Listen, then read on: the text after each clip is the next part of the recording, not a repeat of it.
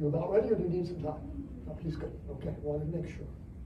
Now, told you a little bit about myself, that I started with books in the library, and then I found the local magic shop. Child, kid in the candy store, as I went to the magic store to spend all my money. And I was fortunate enough to find a fantastic dealer, a very knowledgeable man, who was able to help me get started in magic. And I've never looked back since. And he happens to be our next act. Pretty cool, huh? Yeah. Someone who's been at this longer than me. And he's my favorite performer here today. I know, it's amazing. Put your hands together, Mr. A.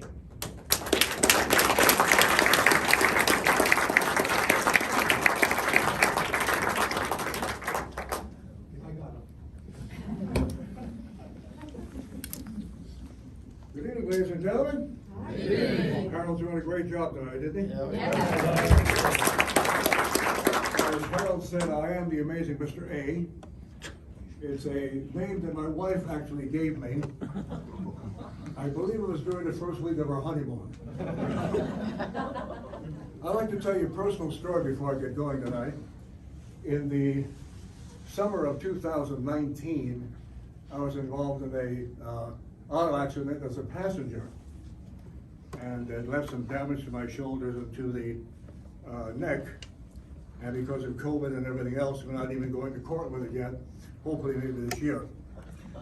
But it would bother me because I am a performer, and ever since then I've been walking around kind of bent over. And my Christian brother, who's here tonight, Edmund Blanchard, said, well, why don't you work it into the act? I said, okay. So what I'm going to do from now on is do every kind of trick, everybody else's tricks. I'll do the good ones, the bad ones, the old ones, and the new ones. Why? Because you can. I stoop to anything. Thank you very much. It's going to be a pleasure tonight to show you an illusion which I hope that you will remember in many weeks to come. It is the legendary chords of Cagliostro. Now, Cagliostro was a 15th century magician famous for the mysterious chords.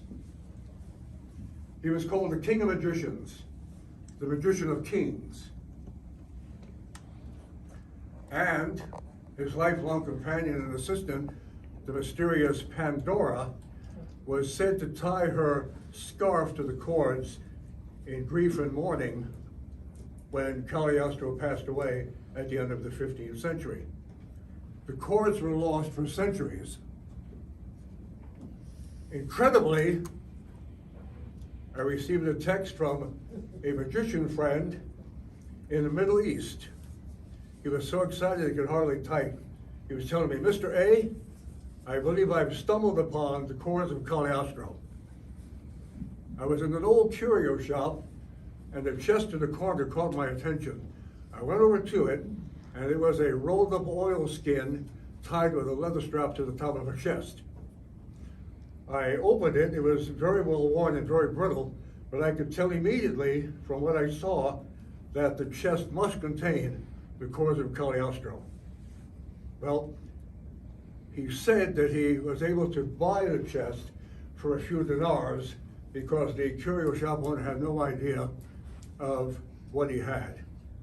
I received a text a little bit later on when he got a chance to go home and look more at the scroll. He said, Cagliostro says, I'm taking the secret of my chords to the grave with me, but if fate prevails and the chords fall into the hands of yet another magician, be warned that unless his magic is strong, the illusion will fail.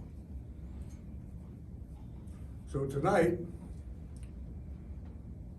I'm showing you the chest which my friend in the Middle East insisted that he ship to me.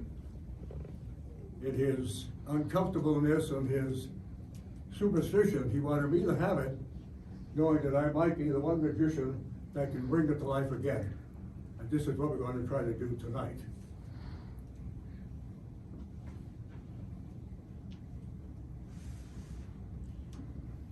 Before I go any further, I would like to introduce my wonderful assistants tonight that will help me with the illusion. Brother magician is Dr. Ron Grossman and Mr. Watt Heyer. Please.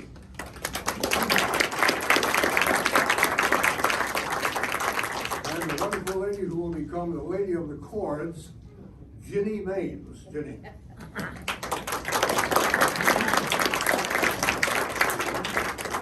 Ginny, you'll stand here center stage. Okay. And while you're good where you are, and Ron.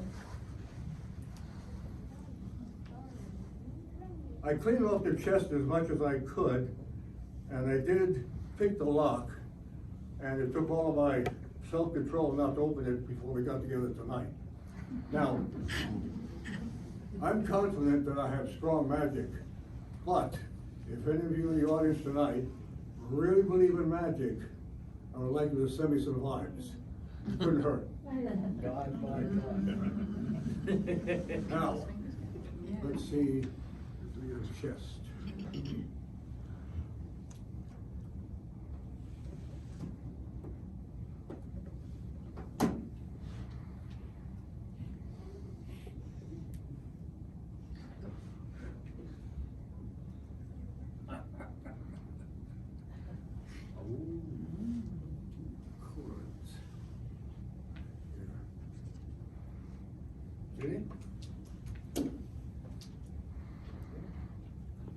Now, Watt, if you'll step more toward me, I'd like to go ahead and take these cords,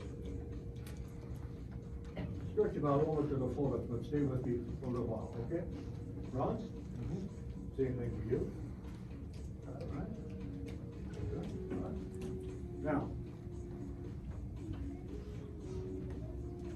Judy?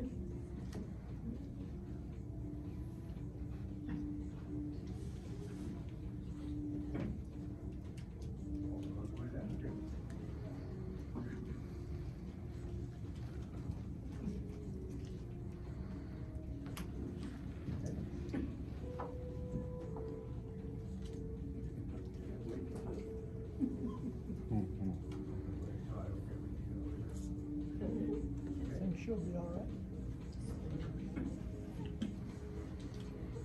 Looks like strong magic too.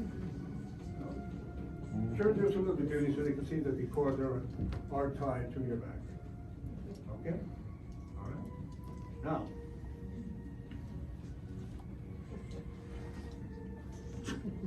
solid scarves. Hold it just a little bit for me there on the view. That's good, right there. Okay, that's good, Judy. One scarf, tied to the ropes as well. Okay, Judy, you hold that for me right there.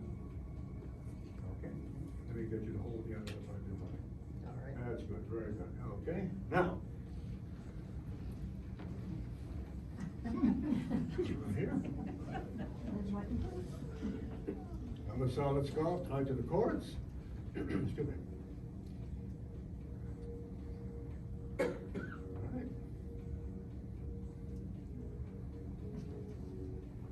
Okay, Judy? Okay, Ron, let me have the one in your right hand, please. The cord in your right hand, okay? All right. I'm going to cross that over in front of Judy. Let me have the one in your right hand too, Ron. Okay, you hold that. And you can take this for your right hand again. Okay. Now, let's get these cords down a little bit further. And get them good and tight. All right. Okay. Tighten up just a little bit, gentlemen, if you will. Okay, that's good. Very, very good. Okay. Now, what is illusion and what is reality? Well, reality is you've seen me tie the cords around Ginny's waist. You've also seen me take solid scarves and tie them as well to the cords. So, what will happen in just a few moments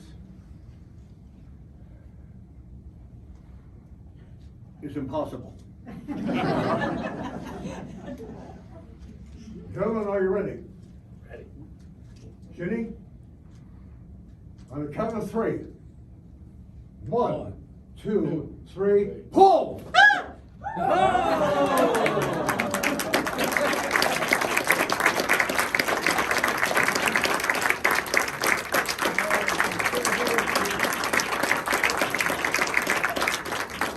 If I didn't see it, I wouldn't believe it.